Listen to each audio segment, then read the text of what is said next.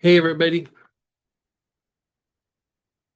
So this week is the Angel Corniel, and a lot of people, I think this is one of Samantha's personal like favorite oil angels, right? But a lot of people really like this angel.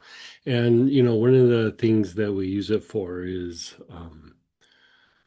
when we're using angel blend or like a spray or something, it has a very like kind of cleansing and transmuting effect. Like environments where there's maybe a lot of dirty energy, a lot of stress energy, whatever it might be, with just invoking the name or burning the incense or spraying something down, all of a sudden it's magically kind of gone. So cornea is good for that. But the thing that I like to say about cornea, first, the name means to rise or to ascend. And, last week when we were talking about Boel, about like grounding the energy, right? And so, we're saying energy, but another way to say it is light. You're bringing in this light with consciousness. And, last week we are talking about how, excuse me, that the light was concretizing, like it was anchoring, it was grounding into the form. And in doing so, there starts to be a reorganization of the form. And some of it is the things that have happened to us in our life and our experiences, our conditioning, all those kinds of things. But the thing that I would also say with last week with the Angel Boel is the grounding of that light also diminishes the genetic influences that that basically impacts us all, right? So no, as we ground the light, right? Light eventually becomes divine love, right? So at first, when we're working with light, we're trying to harness divine intelligence. Our manifestation of this, with all the different work that we do, is vagal tone, diminishing dysregulation. Like doing this in the body is another way of letting light in or harnessing light. And eventually you're getting to the point where you're starting to not only let the light in, but you're grounding it into the form, right? You're starting to reorganize the form, right? Now the next piece from that is once light has been grounded into the form, what it starts to do, yes, it reorganizes, but let's look at it from the point of view of energy for a moment. We're normal everyday people with human bodies, walking around doing our thing. And, our energy field looks kind of grayish. The average person looks kind of grayish. There's not a lot of color in the energy within. And then we start kind of refining ourselves and we start doing a little bit of healing and self-reflection, and we do maybe some energy work, or we use some oils, or we start a spiritual practice, and the field starts to change somewhat. And eventually there starts to be a little bit more color within the energy body, and deeper inside the body, which makes the body function better, right? And so when when we pray, when we meditate, when we let go of the survival field, even for just a moment, and we identify with the soul, even for just a moment, which means a different perspective. It's not an intellectual process where, like, I'm going to identify with the soul. It's when we truly kind of shift gears a little bit.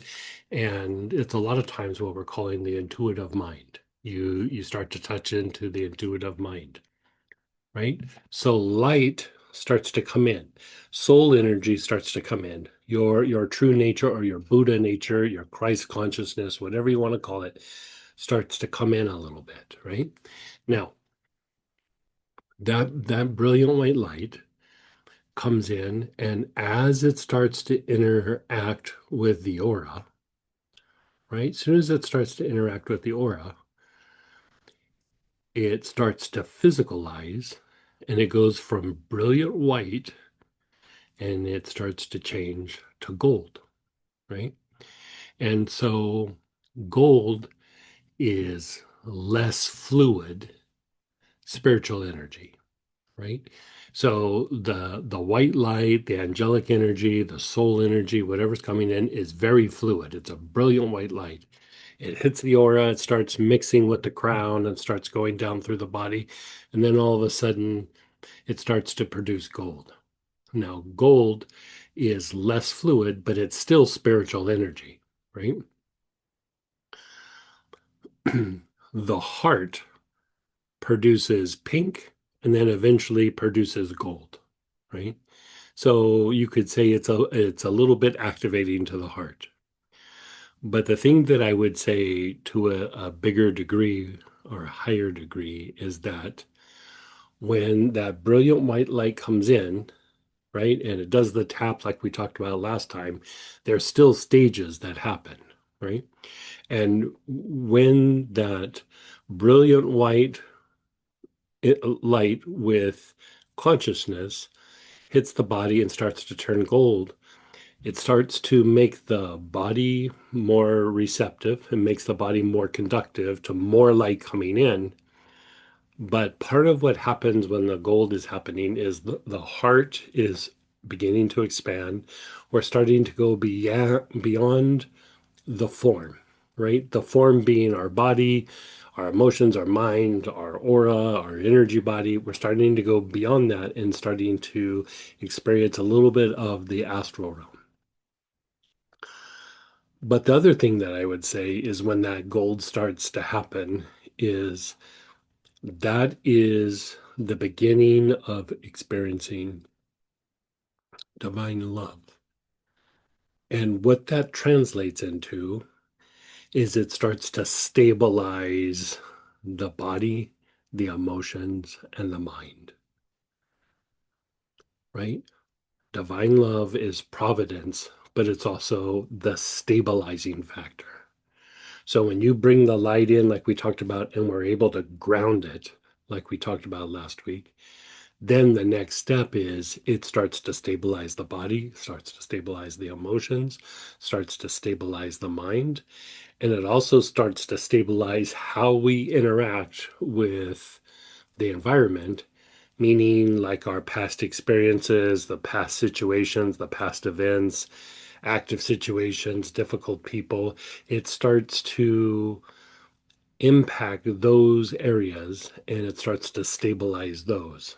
Like I think it was over the weekend when Linda was saying she I think it was Linda that said she reinvented some relationships. I can't remember if it was Linda or not, but it doesn't matter. That idea of reinventing some relationships might have been Laura. The the thing is it has the she's experiencing that stabilizing factor and it starts to change the dynamics of how we interact, but also how our body heals, how our emotions process things, how our mind cognitively processes things. Basically, we start changing. The aura is changing. It's an energetic mold or blueprint. The physical, the emotional, the mental body all follow. And then also expression tied to the survival field. Survival field is anything that's expressed like outward, anything that has to do with the outside world. And so Corniel's really good at that. Like when you work with Corniel, it helps to stabilize, it helps to transmute whatever is going on, harnessing the light, and facilitates an acceleration of the production of gold, both in your body, your emotional body, your mental body, but also in the things that you have interactions with, the outside world, past events, active situations, goals that you're trying to achieve, whatever that might be.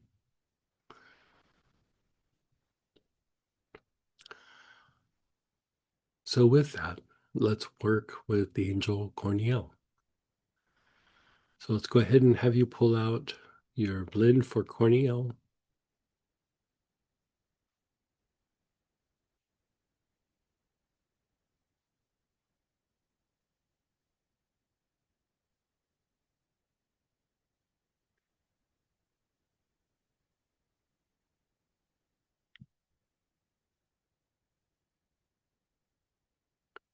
Okay, so right off the bat, what we're going to do is we're going to do the materialization breath. We're going to do the materialization breath a couple of times, and then we're going to work a pattern to deepen the effect of producing gold in the body. Okay, so you're going to take your bottle, you're going to hold it to your chest, your chin is going to go down, you're going to inhale, hold your breath, up, exhale,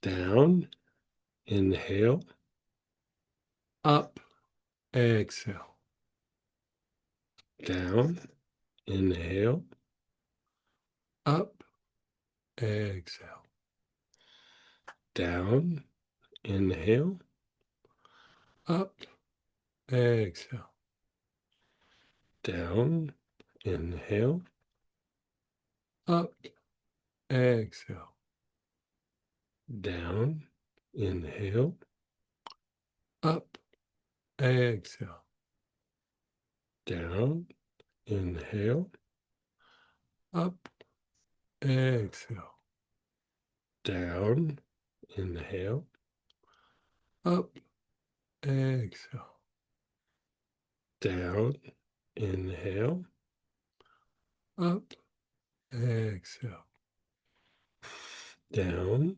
inhale, up, exhale. Just be still and be aware.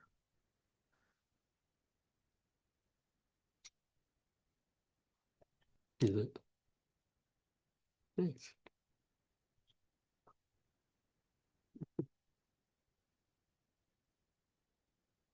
You're just being still.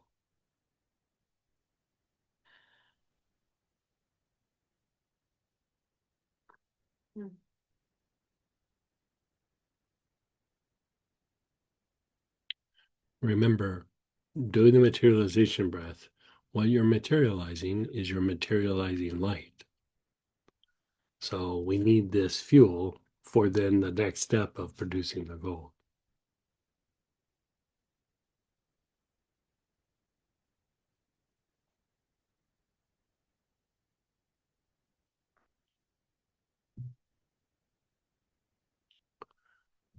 Okay.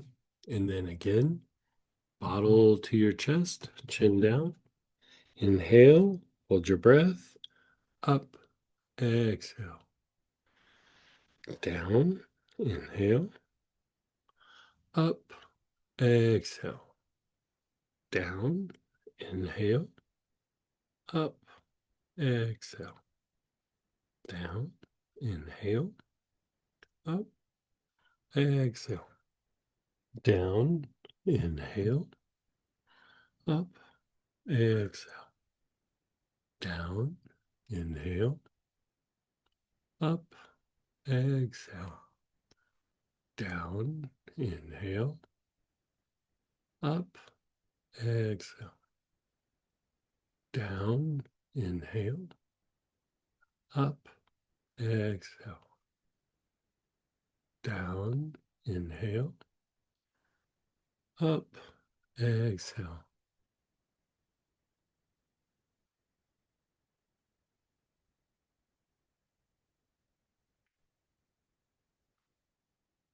You're just being still.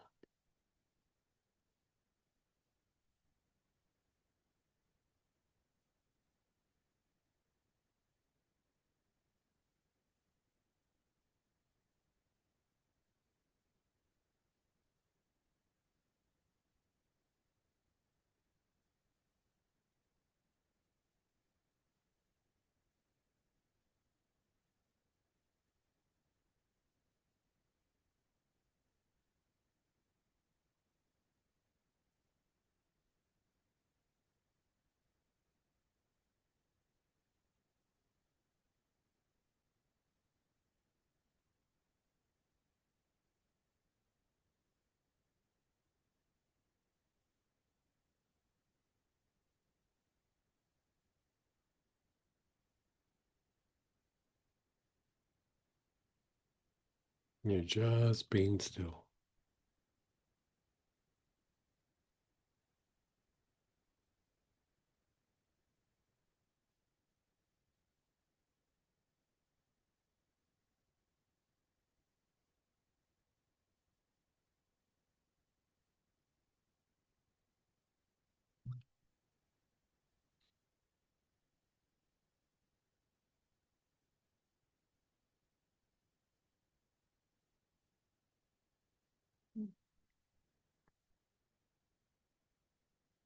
Okay, we'll do it one more time.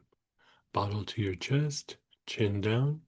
Do 8 or 9 of the materialization breaths at your own pace.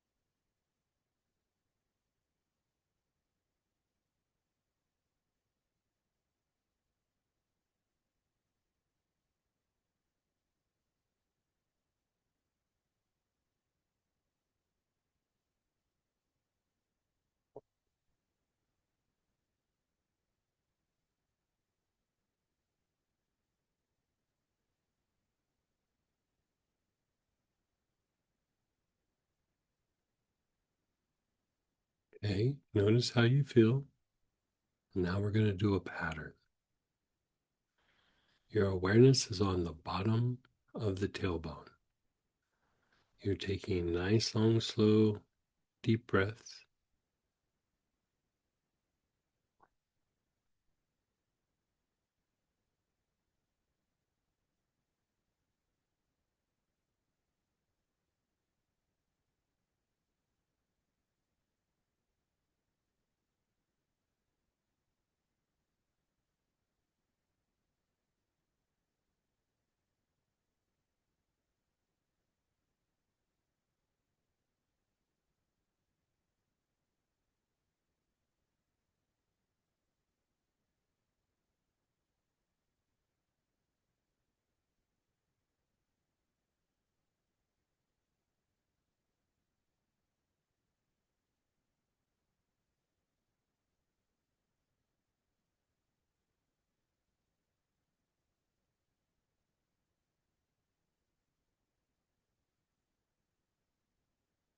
You're on the bottom of the tailbone. You're taking nice, long, slow, deep breaths.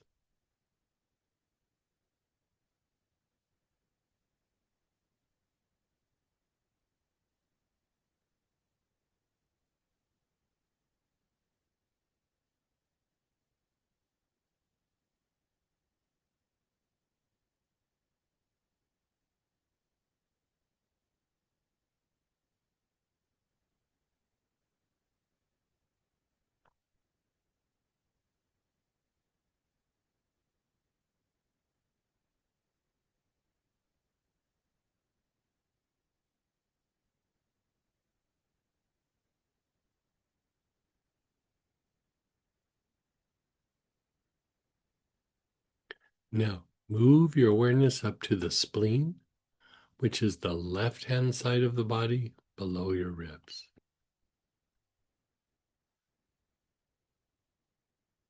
Left hand side of your body below your ribs.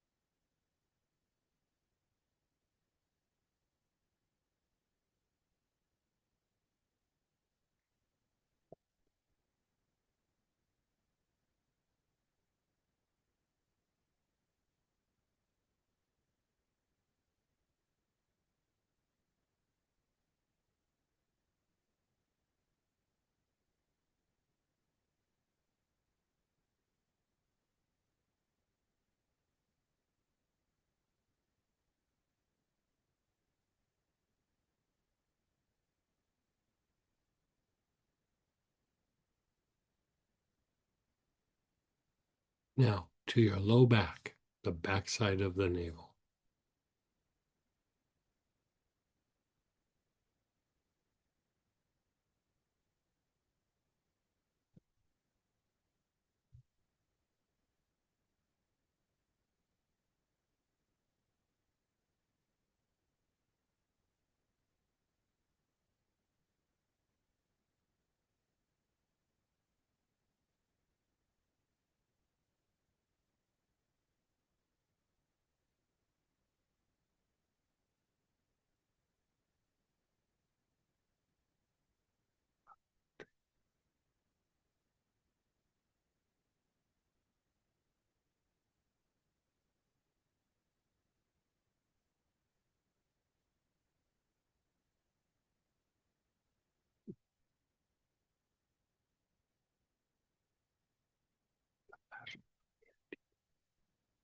Makes it integrate.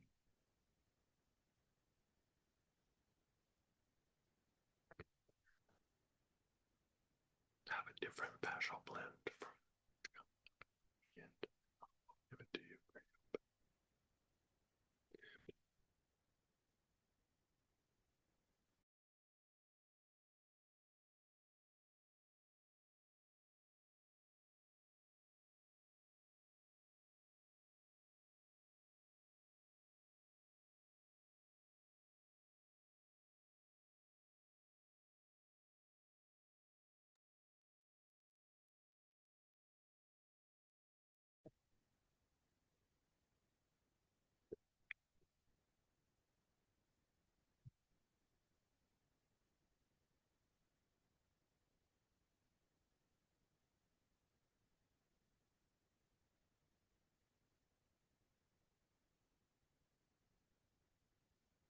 You're on the Mingmen, the low back area, which is the backside of the navel.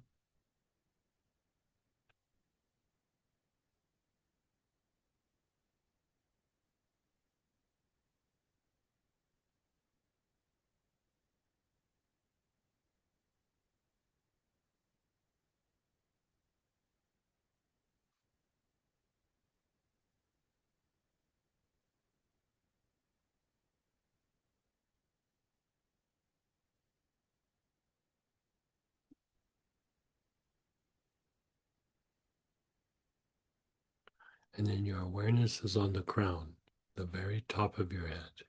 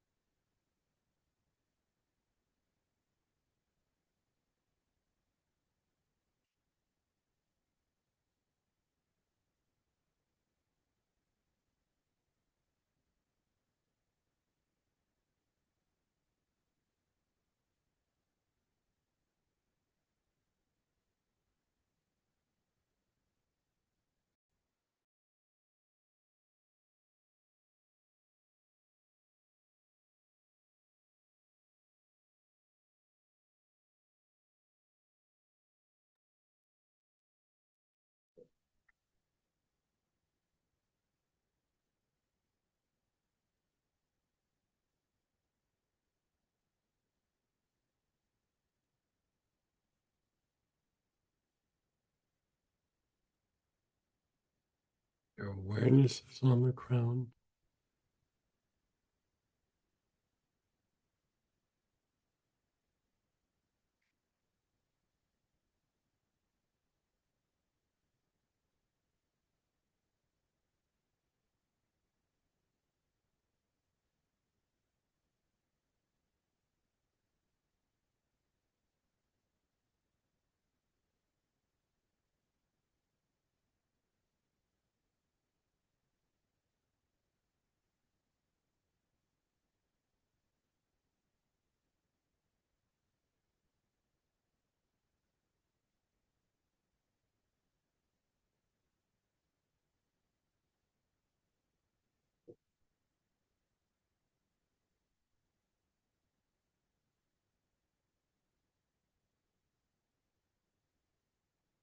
And then pause and be still. Pause and be still.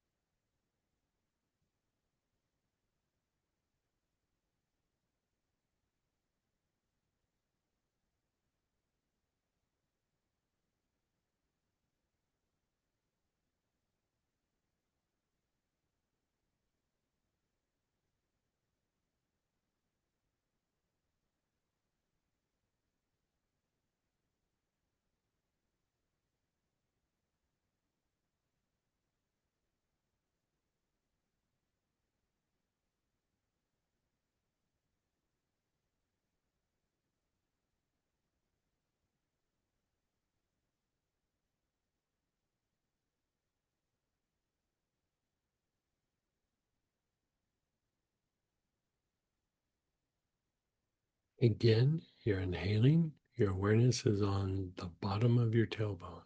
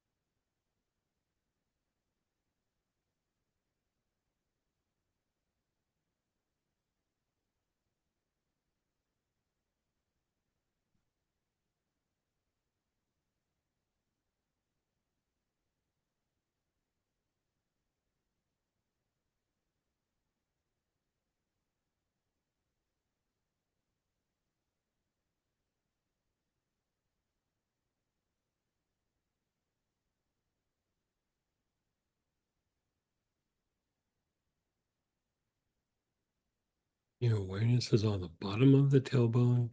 You're doing nice, long, slow, deep breaths.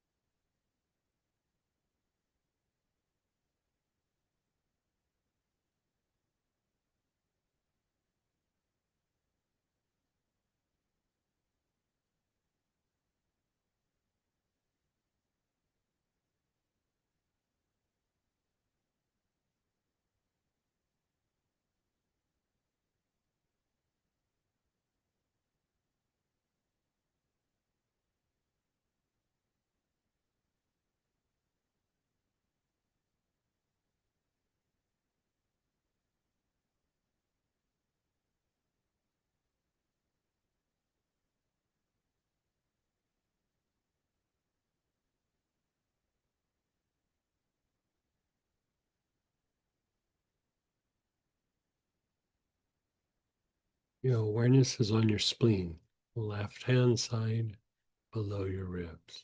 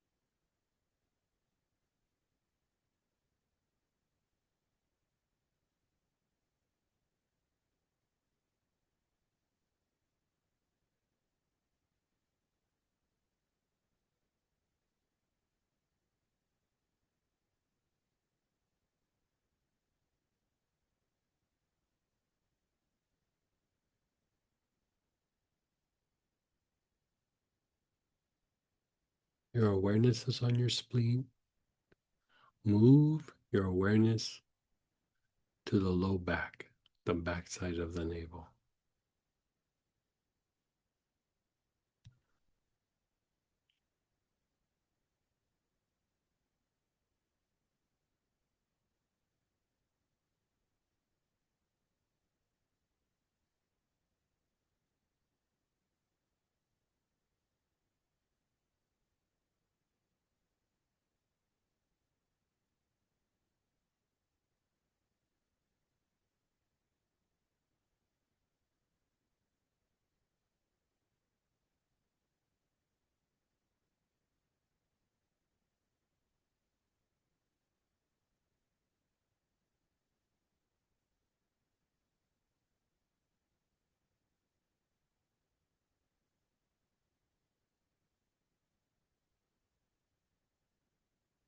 Your awareness is on your low back.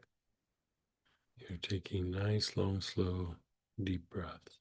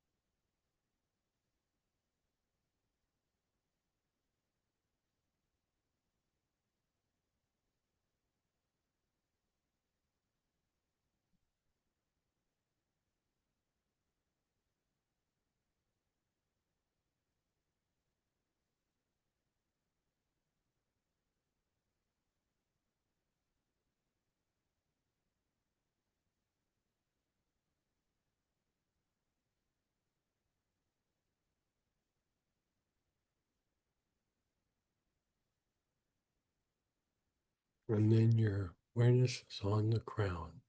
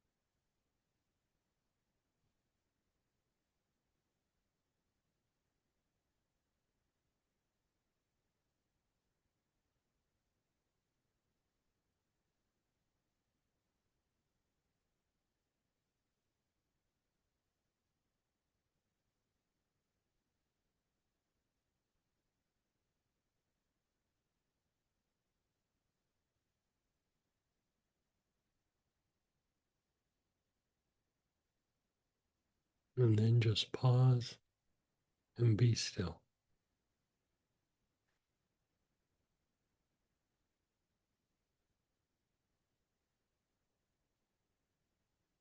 Just be still.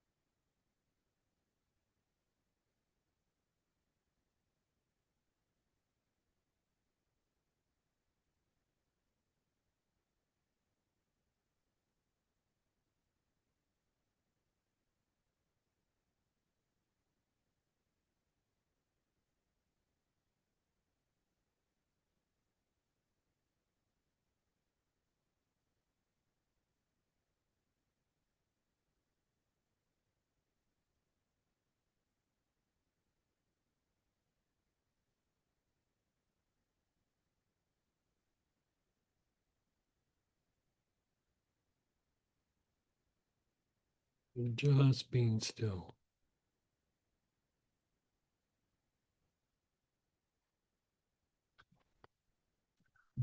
So that process is very simple, right? But like you can kind of feel like there's I don't know if I'd call it peace, but like you can kind of almost feel like things are stabilizing and regulating and calming down. And, uh, what did you notice?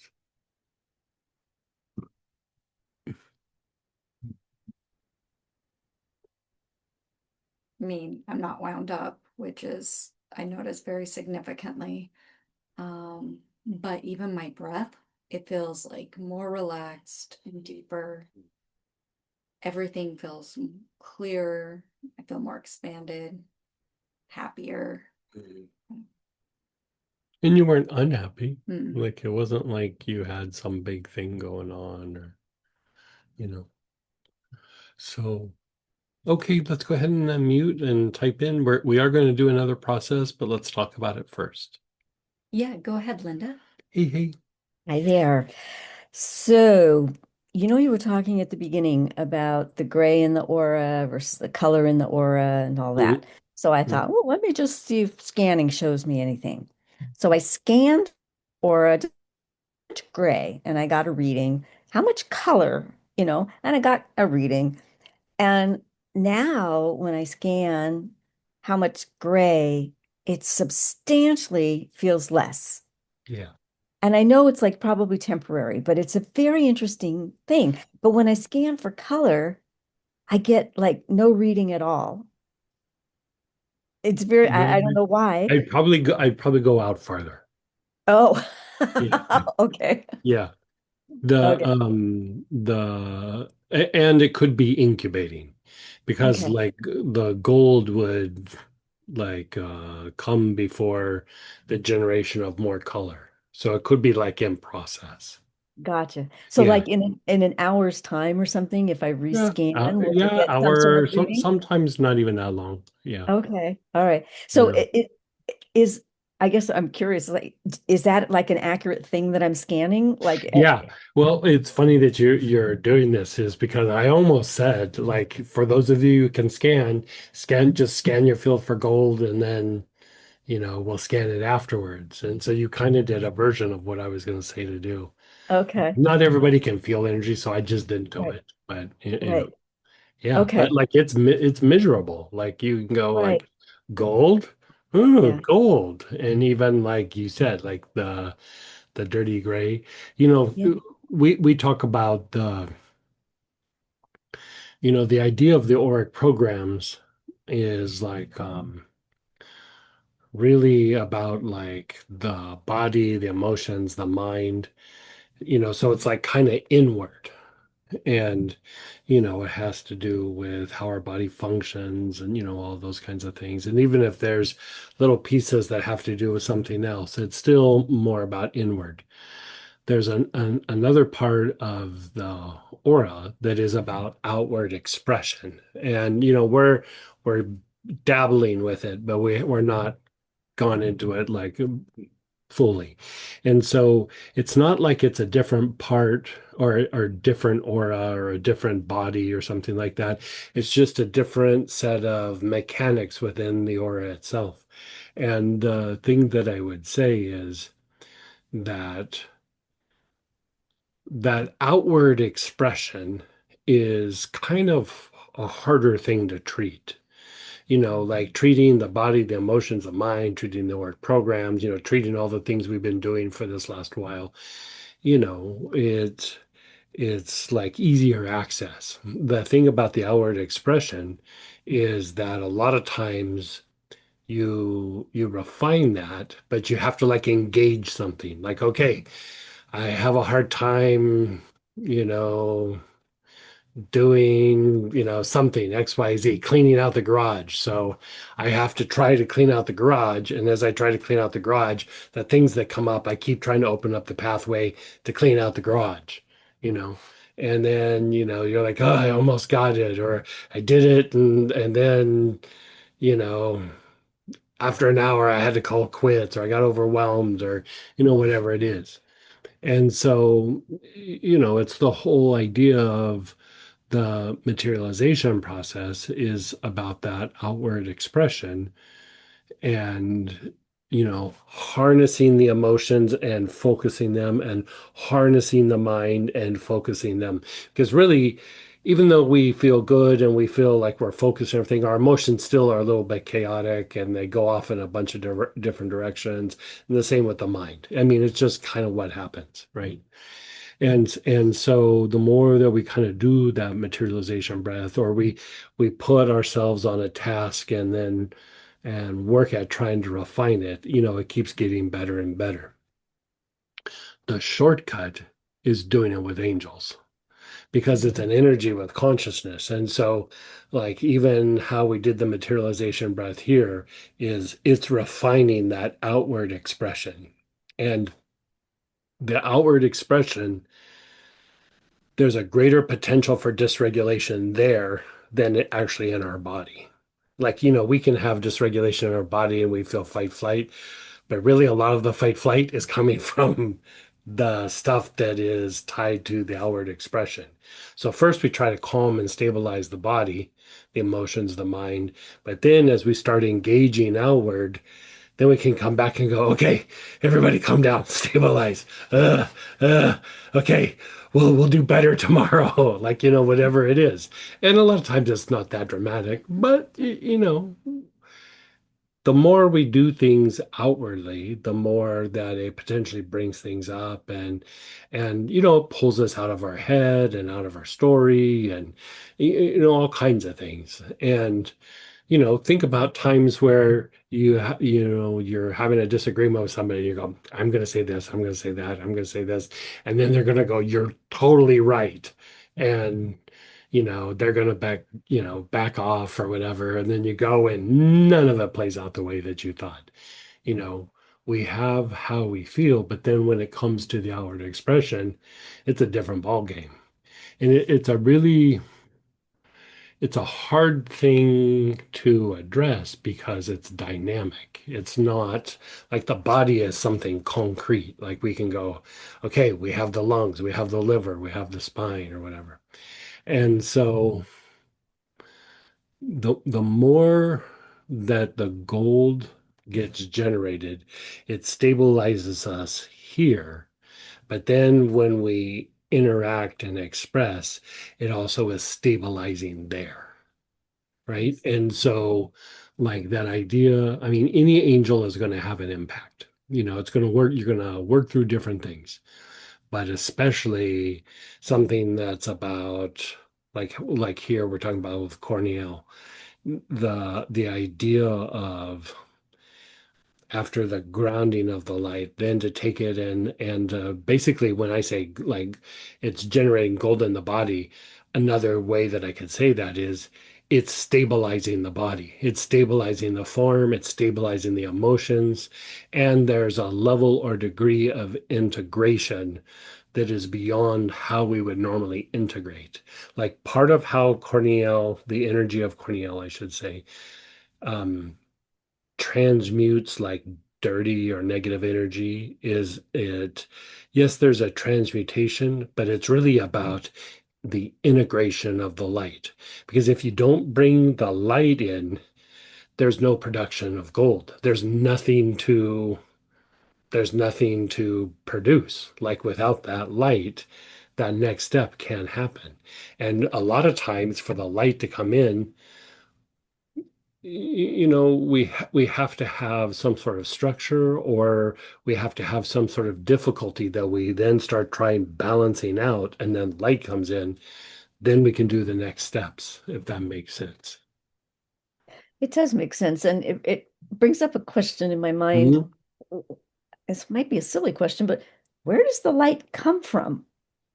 We So always talk about the light coming yeah, in, the light coming, where is so it coming the from? the light is divine intelligence. Right. So you could say it's from the creator aspect of God. Mhm. You could also say that it's the Buddha nature if you were a Buddhist. Um, also, there is the light that is associated with your soul, and then there's the light that, as we invoke these beings, these divine beings, the angels and archangels, there's a light that comes in there. There's even a light that comes from the earth. There's different lights, but a lot of times when you're like, when we're visualizing the ball of light, we're surrounded by a ball of light. Really, we're in an ocean of light. And that ocean of light is like, if you think of yin and yang, there's an essence within us, but there's a divine essence that we're all kind of floating in. And it's how creation happens. The light and the form are constantly interacting, and it produces all the phenomenon in the world.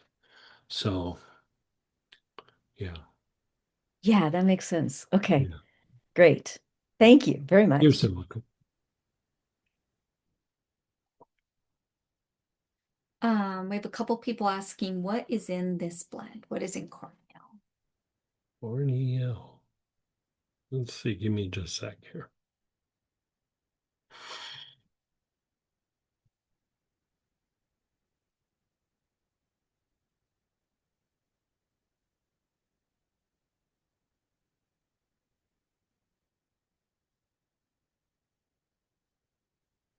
Okay. So marjoram, basil, tarragon, lavender, bay laurel, frankincense, and fir balsam.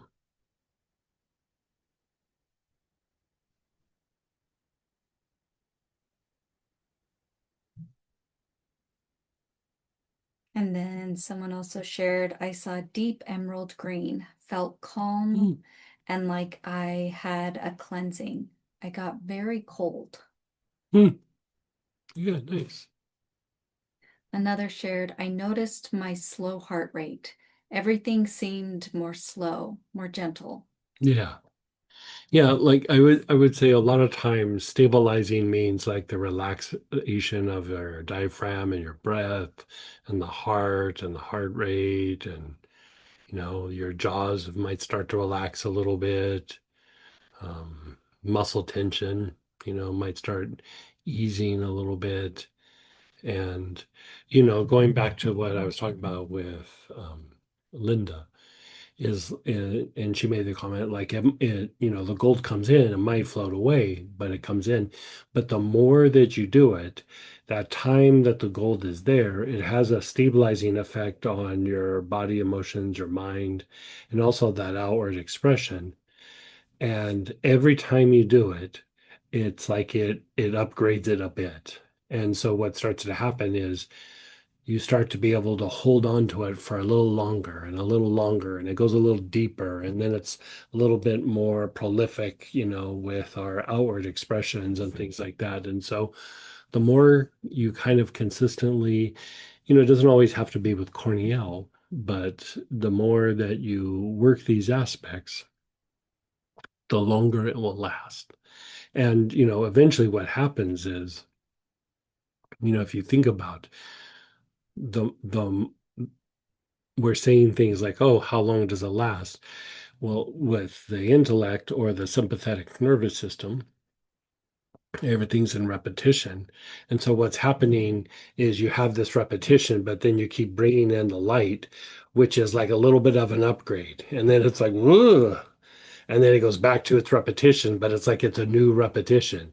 And then you bring in the light again, and the light is parasympathetic activity, right? So vagal tone, vagal anchoring, and then it's intuition, and then it's like a stronger connection to the soul, the stronger connection to mm, the light that surrounds us. So you're aligning yourself with divine intelligence. And the more that that keeps coming in, it keeps like upgrading the repetition. And pretty soon, what starts to happen is the repetition starts to be about the light rather than the survival field. So you keep upgrading it a little bit more, a little bit more, a little bit more, and then it keeps going. And then pretty soon it's just like, this is what we do now. Like, instead of we have a visitor, you know what I mean? Like at first the light comes in like it's a visitor, right? But after a while, it starts to, you know, the light has descended and stayed, or the light comes in and anchors. Yeah. And go ahead, Donita. Hey, hey, Hi, Greg. Hi, everyone. hey, hey. I have a question. Mhm, So since the packs started coming, mhm, I'm using one angel in the morning and a different one. I alternate at night. And in the mhm, beginning, it was a lot of energy. Like I could feel a lot of energy through my mhm, body, like I was power washed. But now it's not as, it's quite subtle. mhm. Is that normal? Yeah, you're getting used to it. Yeah. It's like like say you do a meditation. At first you're like, this is amazing. Like I'm gonna do this all the time. Then like 3 or 4 months later, you're like, yeah, I did my meditation today. The first time it was amazing. But Mm, by the time, we integrate it, we get used to it, and we it's even like how we were talking about the light comes in and keeps upgrading. It's like we have our experience and then we kind of get used to it. And even though it's an upgrade and we're operating maybe at a bit of a higher level, at some point, because it stabilizes and because it um, is in that repetition, you get kind of used to it. Then we're ready for another upgrade. It's kind of like what I mean, like when I say it's a lot of little movements. It's not some big movement. It's like you take a step and then you integrate, and then you take and then light comes in, you take a step and then it integrates. And then, you just kind of, if you think about it, it's like expansion and contraction. When you have that amazing time and it's an expansion, but then at some point it condenses and is like integrating or contracting, and the goal is not to shoot for one or the other, but to ride the wave between the two. And so, when you're grounding the light, you're grounding the light so when it contracts and holds some of that energy and physicalizes it into the form and helps to reorganize. And then at some point, it's like even that is like, okay, I feel good. Then it's ready for a bigger expansion. And then, you bring it in, you integrate it, it contracts again. And then, you have a little bit of time and then you go, okay, bigger expansion. mhm. Yeah. That's yeah. What, there's one thing, two things. At nighttime, so please do tell me if I'm overdoing things. So I use the whatever, I choose an Look at who angel. you're asking now. I choose an angel, for example, and I do, the roller, the spray, the Mhm. belly, anyway. And then I go through my huge selection of body tonics and I just pick intuitively. And then I just do my arms and the legs and the spine and whatever else, I can. Is that an overkill? It doesn't. I feel fine. No, I don't think that's overkill. Mm, No. sounds No? great. Okay. Yeah. And like doing angel work, any sort of vagal tone work is always good. Like, so anytime you're just kind of calming, soothing, you know, Well, vagal anchoring, for example, now with this eclipse right now, I actually rode it. I'm riding it quite smooth, considering that I've got Virgo moon. I mean, it's hitting home. Mhm. And I was like, my body is not trying to uh, run away from me, in a way, from the Oh no, intensity I of know it. exactly what you mean. I mean, that's the thing that's really amazing about the angels is it does help to, take that next step or, keep the momentum moving of that expansion contraction. And, really what you're doing is you're harnessing divine intelligence and then it's producing like, okay, let's talk about like this. So there's three spiritual energies, you know. First is divine power, which is creative destruction, and really we would know that more as the act of realization. You know, you're removing something so that space for something different can come in. It's creative destruction, right? And then the next spiritual energy is divine love. So divine love is the like the stabilizing factor. It's providence. So in divine love, everything kind of stabilizes, and it's providence. So it's like how we are provided for. Like if we have things that are relatively stable, it becomes easier to provide for ourselves, make a living, to get things done, to feel supported, whatever it might be. Then there is divine intelligence, which is based on this play between the light and the form, or yin and yang, or the expansion and contraction. So everything has to do with cycles, right? So, even if you notice, like I feel good, and then every once in a while, every 6 weeks or something, I have these weird feelings that come up and I feel a little cranky about this or about that. And then it passes and I'm fine again. Or in a relationship, we're fine. And then every 3 or 4 months, we have the same old argument, right? Or, whatever it is. My back is doing good. And then 2 or 3 months down the line, it hurts for a little bit and then it goes away again. And, so you just have these cycles. And so you'll notice that you have good things and bad things that come up, and they go in that cycle, right? They're in a kind of repetition. And so when we do practices on a regular basis, like how you're doing every night when you go to bed, you're also doing a cycle. You're harnessing the law of cycles.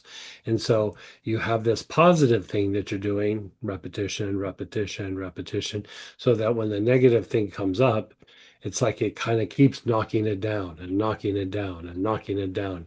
And then pretty soon it's like it happens less, it's less intense, it doesn't last as long when it does happen, and pretty soon it just dissolves and becomes something different, right? So when you harness the law of cycles, or when you harness divine intelligence, it produces divine love. That idea of always kind of cultivating the light refines the form so that you break out of the patterns that cause us our suffering or difficulties or whatever. And in doing so, in that stability, like just like how we talk about dysregulation and vagal tone, We're doing the same thing. We're just doing it for healing.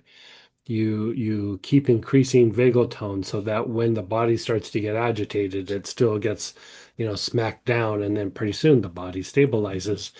The body stabilizes because enough light has been grounded that it now starts to produce like gold in the body, or it starts to produce divine love, which then begins to stabilize body the emotions, the mind, and then outward expression.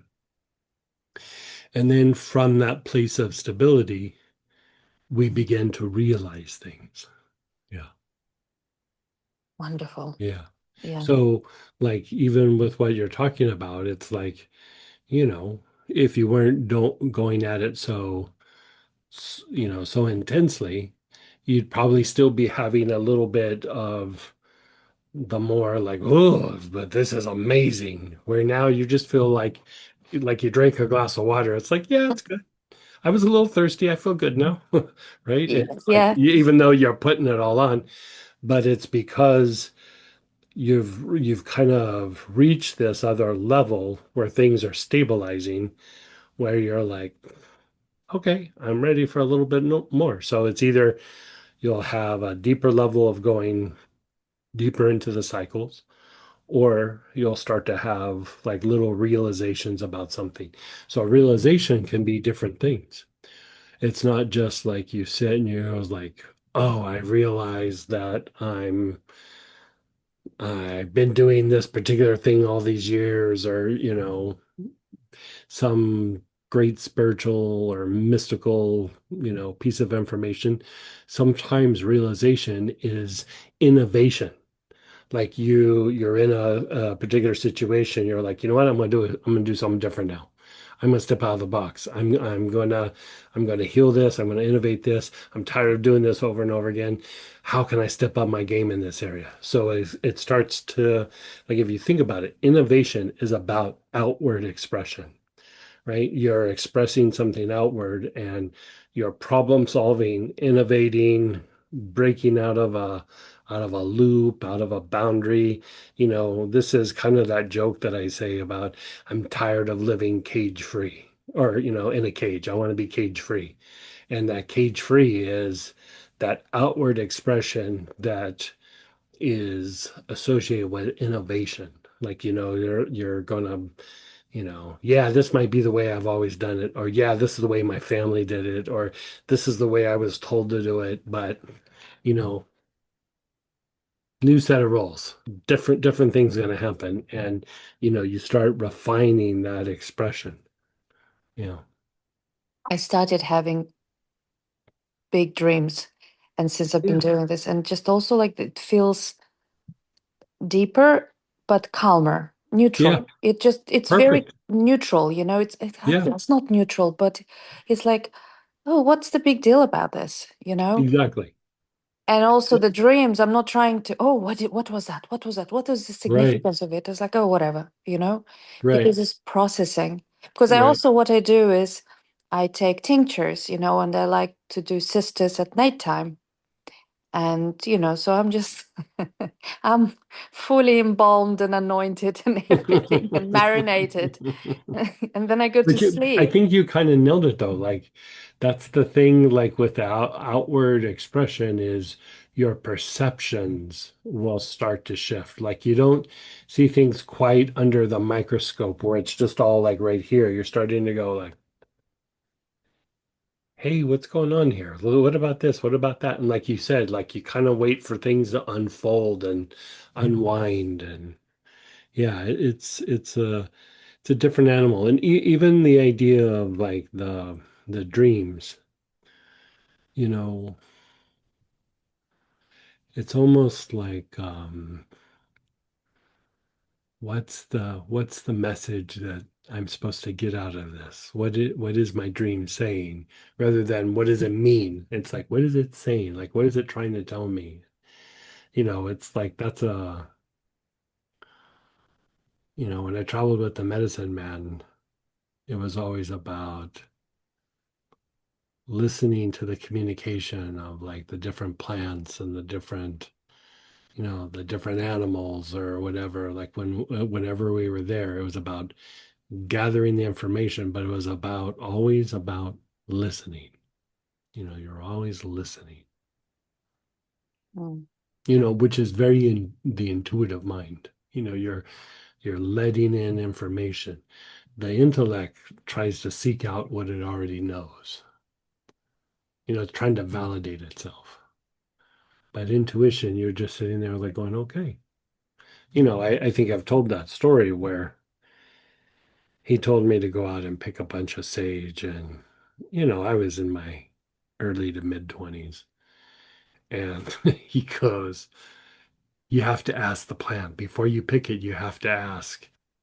And I think I said, are you effing with me? And he just gave me a very stern look and he goes, no, you have to ask the plant. And I was like, ugh, he's pulling my leg. Like he's playing with the city boy. Like, I was like, because there's a lot of that, them messing with you a little bit. And, I sat down, I found this big group of sage and I was like, okay, I'm supposed to ask the sage. And so, I made the little offering and then I was like, okay, may I pick you? And I was like, so what am I supposed to do? I sat there and I said that and I was just quiet for a minute. And then I heard an answer and I was like, no way. No way. That's mind blowing. And I mean, I was not sensitive back then. And so I was like, huh. And so, started doing that with everything I pick. And there was definitely yeses and there was definitely nos. And then when I'd have to gather the stones for the lodge, for the sweat lodge, I'd ask the stones. And most times it was yes, but I would definitely get a no. And one time I go, yeah, I asked these, because now I'm like fascinated. And I go, I asked these stones over here if I could use them in the lodge, and they all said no. And he goes, what stones were they? And I walked over and I showed him, and he goes, oh, yeah, they'll explode in the fire. And I was like, huh, never would have known. I just thought all rocks got hot and they were fine. But yeah. That's funny. It's But what the reason why I'm going there is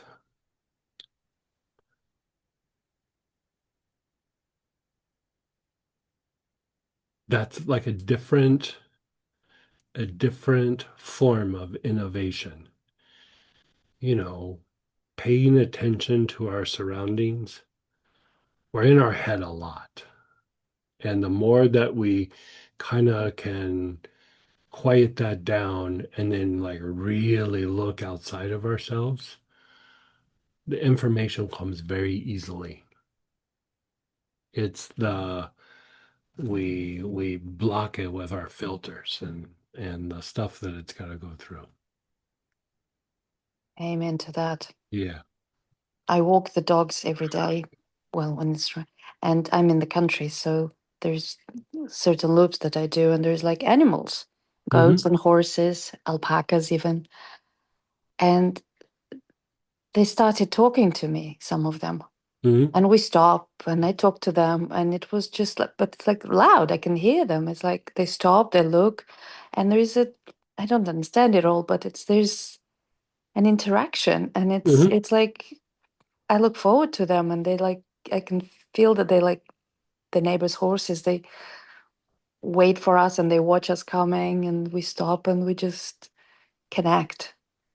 Yeah, it's like an inner knowing. Like, Yeah, yeah, yeah. it's not like they start, you know, Well, there is a white goat moving that their talks. mouths. Oh, Right. there's a white goat that talks, and I talk back goat language, but whatever. People think I'm crazy.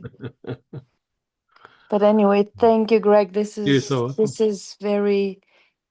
I love this rabbit hole. Good. Good. Thank you. That does segue. Someone was asking, is there a particular time to apply the pack? I would say probably in the evening is a better choice, but it also depends on your lifestyle. Like if you're putting it on and then going into work or something, it's probably not the best application. It still will do something, but like a little bit more when you're able to relax. And I mean, we still do it like when we're traveling and stuff. Like we slap it on and but we're sitting in the car driving somewhere or we're jumping on a plane sitting somewhere. And so I would say when you can be a little bit more in the intuitive mind. So like usually in the evenings, that's usually a better choice. Someone shared, I feel like there is a 3D version of me and a higher dimension of me sitting here compatibly at the same time. Nice. And Corniel is a really good choice for me today, following my realization this morning. Oh, good. I love divine synchronicity. Yeah. Great shares and questions, guys. Okay, so yeah, thanks for your shares. We're gonna do another round of something different now. So what I'd like you to do is begin inhaling with the corneal, and your awareness is on your feet.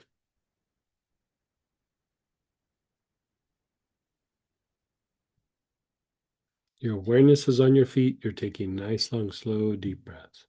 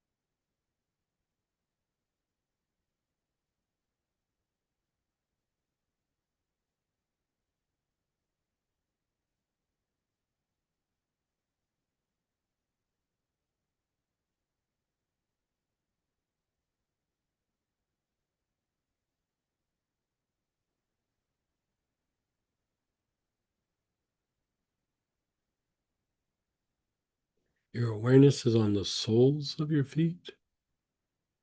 You're taking nice, long, slow, deep breaths.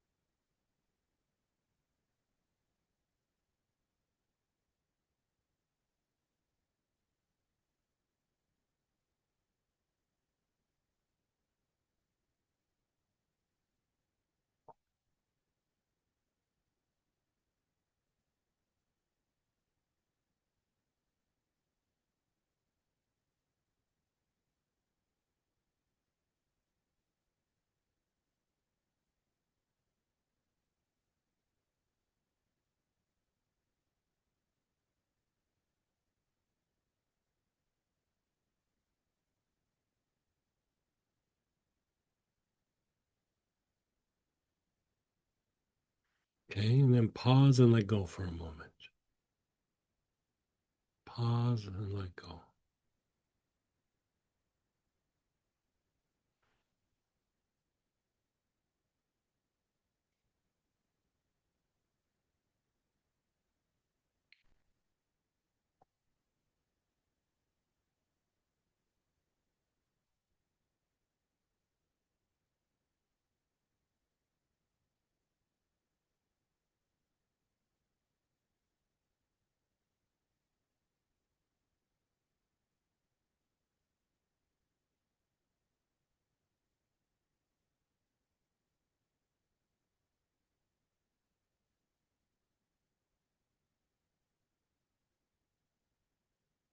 Your awareness is on your low back, the backside of the navel.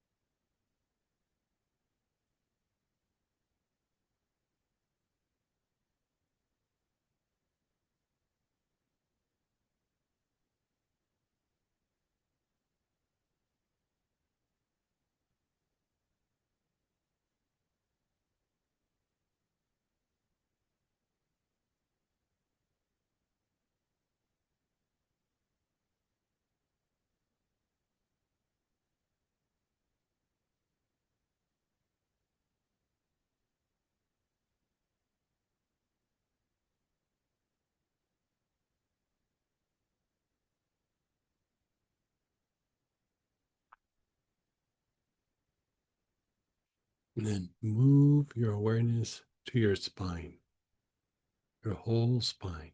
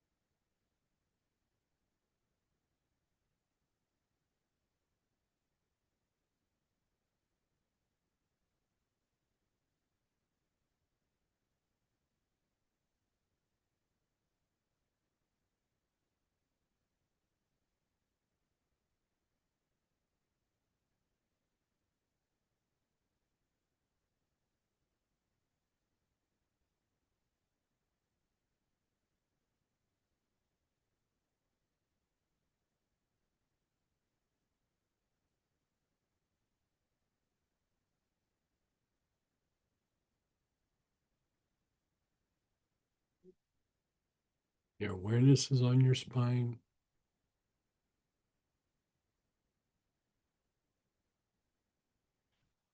Just let go for a moment. Just let it go.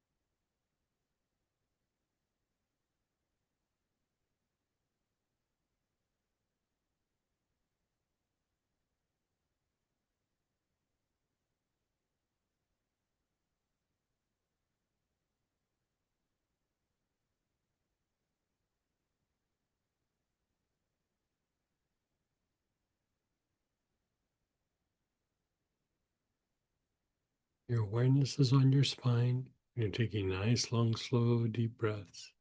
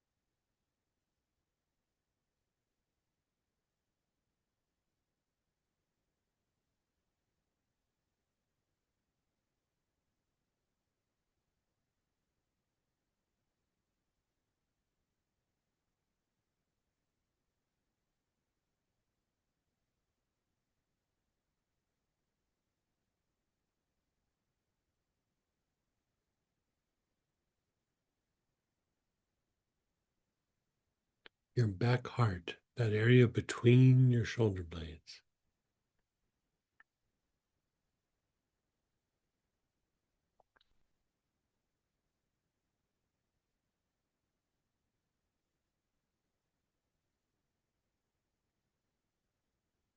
Yeah, back heart area.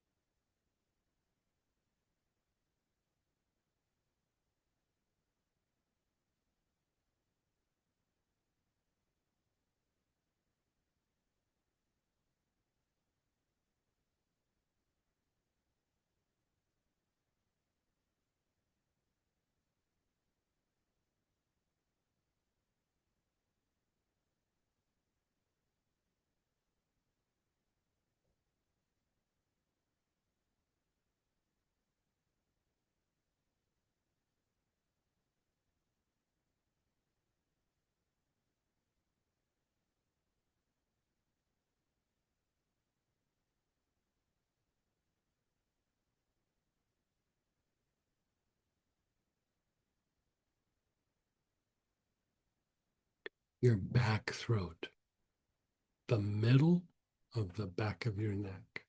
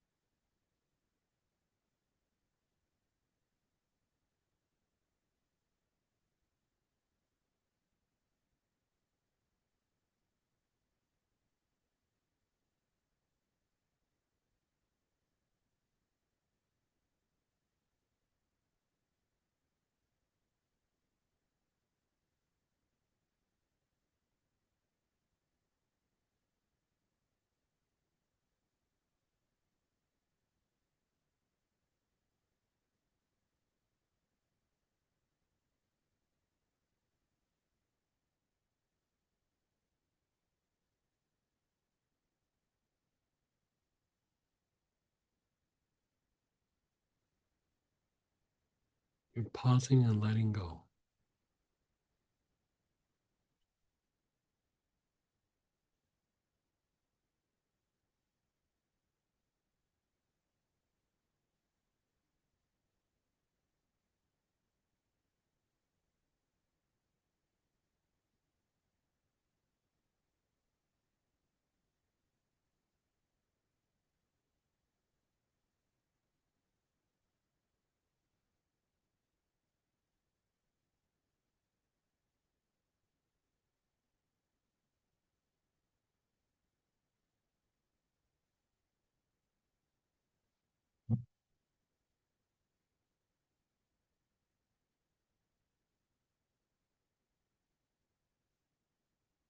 Again, your back throat. Nice, long, slow, deep breath.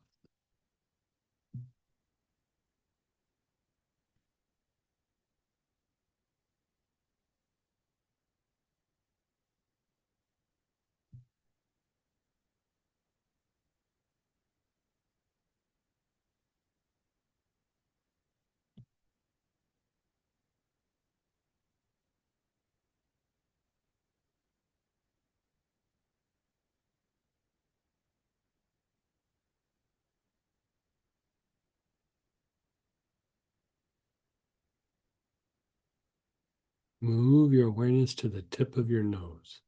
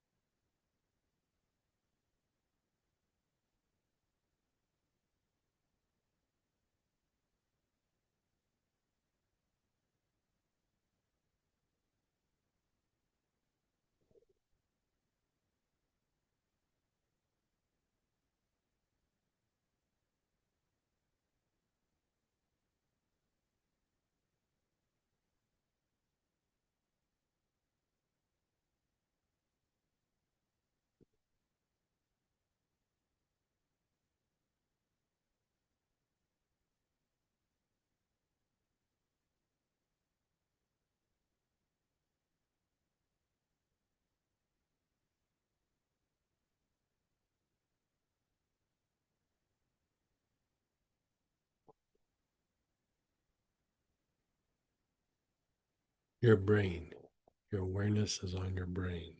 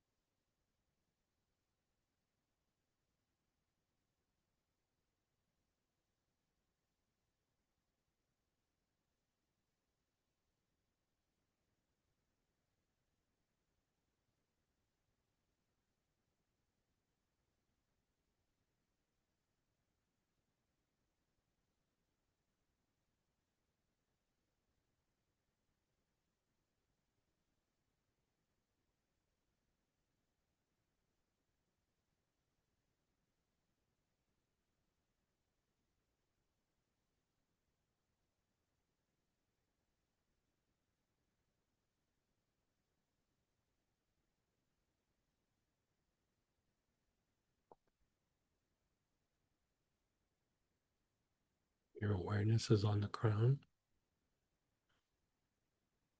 Nice, long, slow, deep breaths with your awareness on the crown.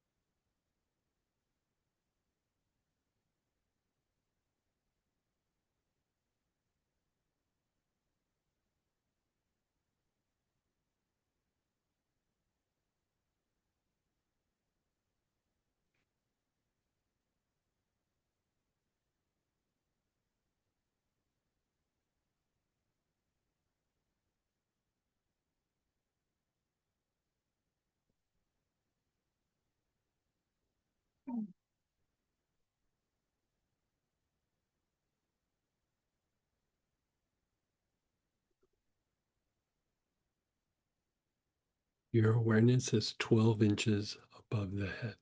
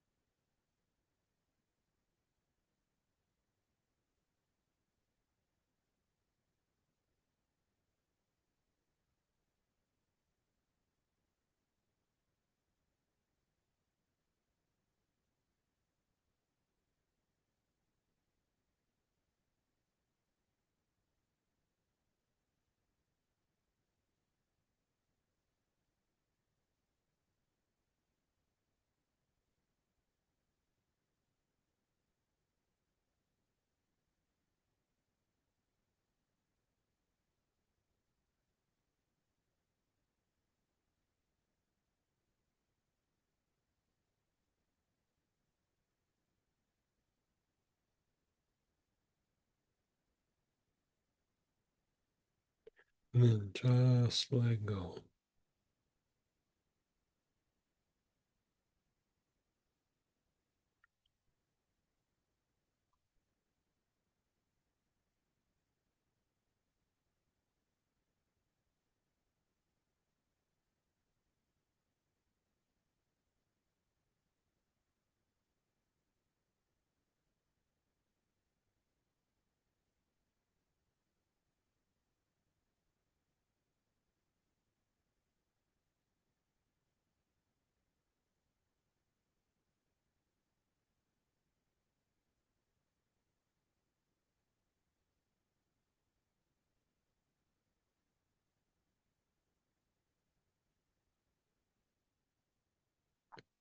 Just be still. I'm going to say the name Corniel a few times.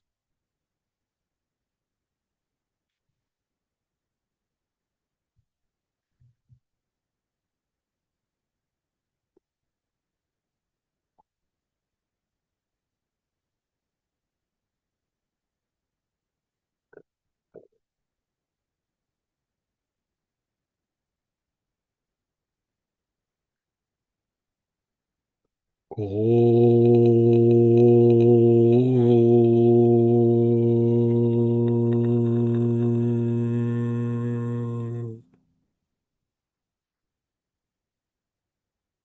Ni.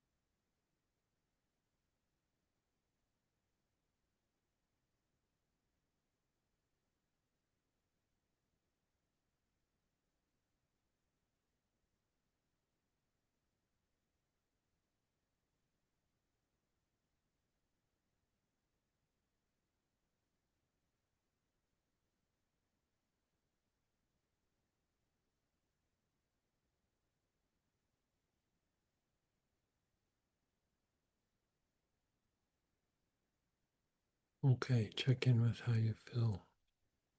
God, that's in me out there. You do. Hmm?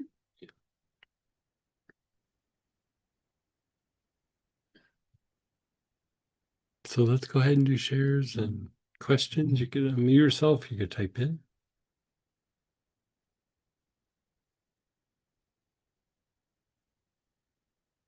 Yeah, that was good.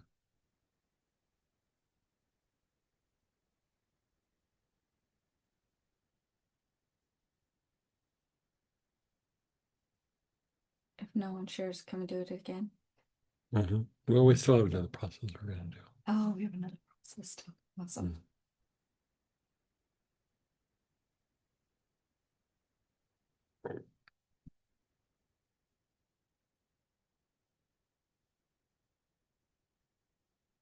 Well, you might have put them out there, but I think they're ready for more. Yeah, ready for more.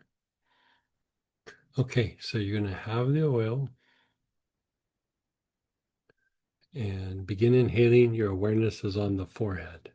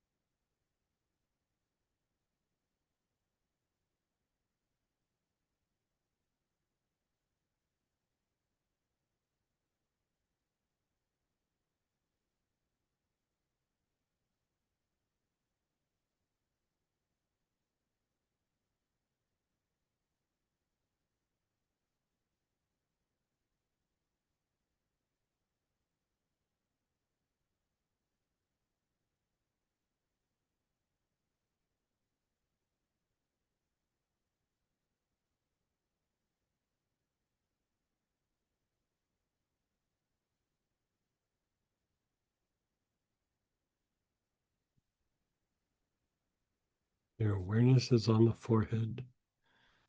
You're taking nice, long, slow, deep breaths.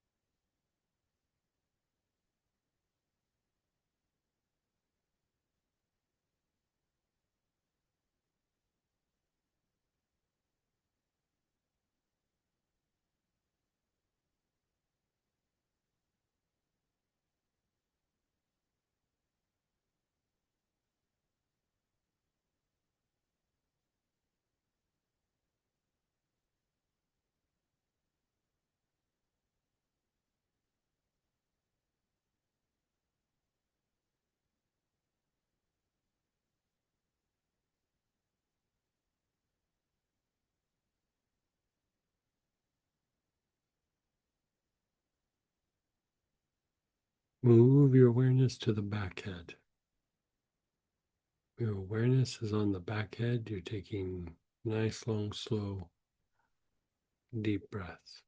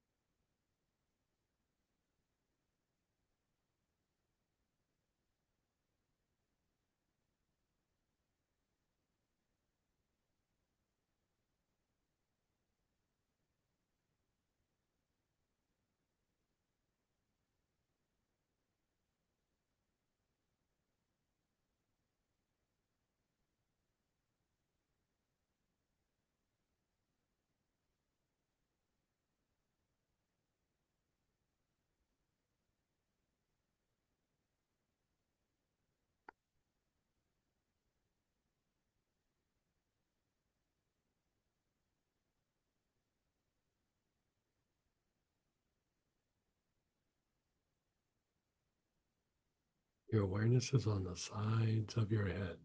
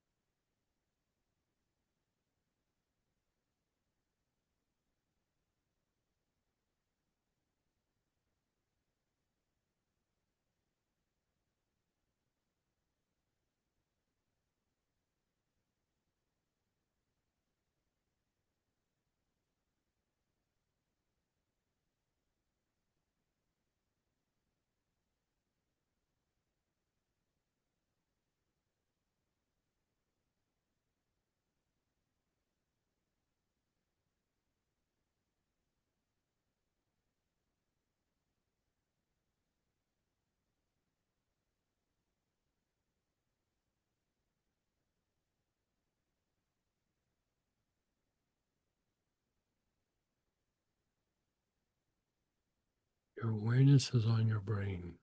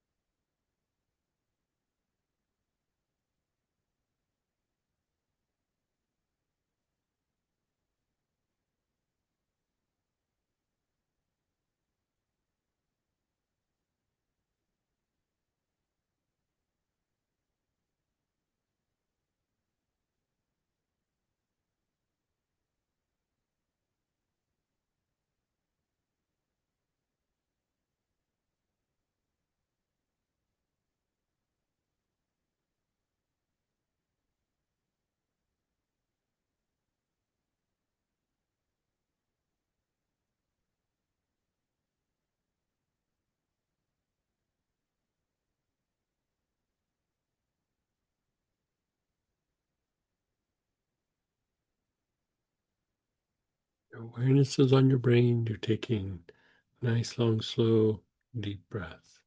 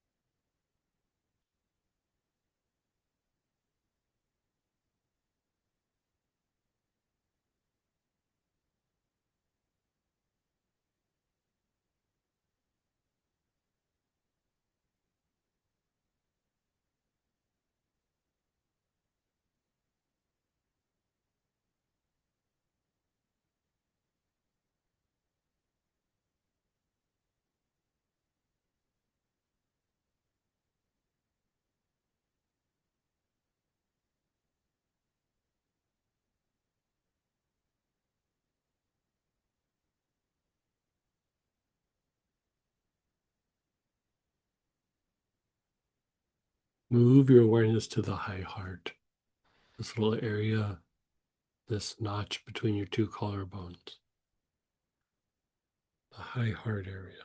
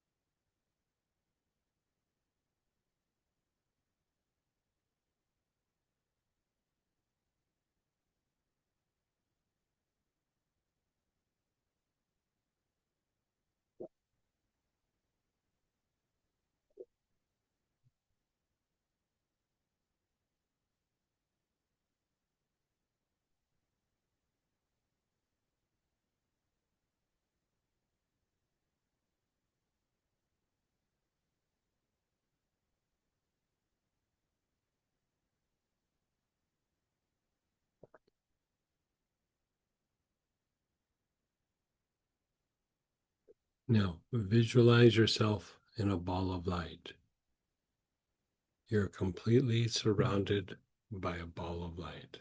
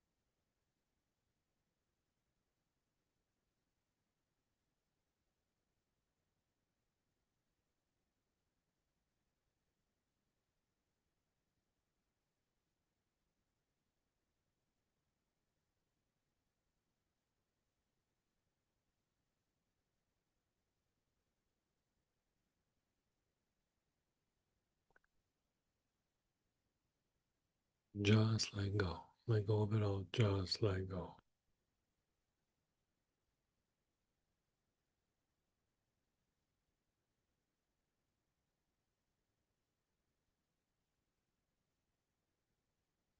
Keep your eyes closed. Again, just hear my words, let go.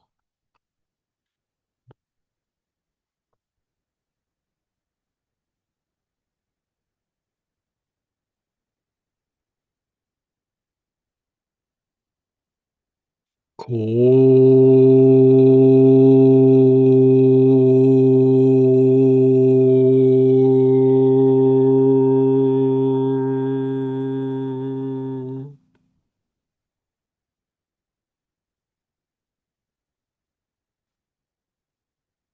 New.